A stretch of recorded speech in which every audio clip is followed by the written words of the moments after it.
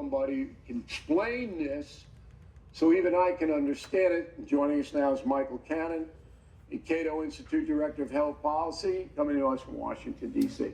So you got a terrible task here, Michael, because I read this 5-6 times and I just don't know. But I'm going to ask. Up to it. I'm going to ask my usual, simple, foolish questions. First question. The Republicans are objecting to extending subsidies for Obamacare.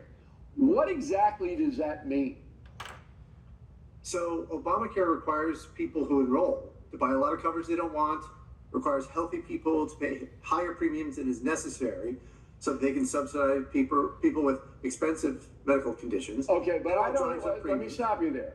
I don't have subsidies. I don't have Obamacare.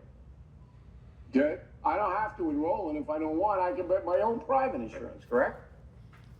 You can if you have an employer who offers it to you, or you can afford it off of the exchanges, but even Obamacare's regulations apply there as well. But nobody can force you to buy Obamacare and pay their premiums, correct? Not anymore, that's correct. Okay. But millions of Americans choose to go into Obamacare, the programs, and they pay more, you're saying, than they should? Is that accurate?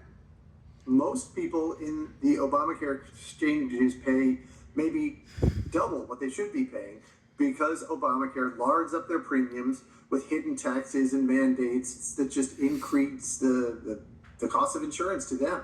Why would they pay that? Why wouldn't they go to another program?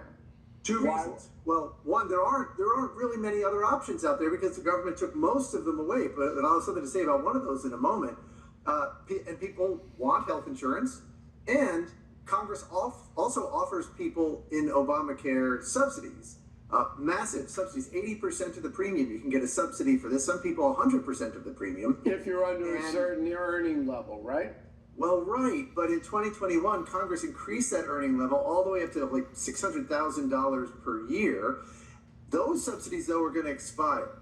So right now, people who are paying maybe 0% or 10% of their Obamacare premium are going to have to pay maybe 10 or 20% starting January 1st.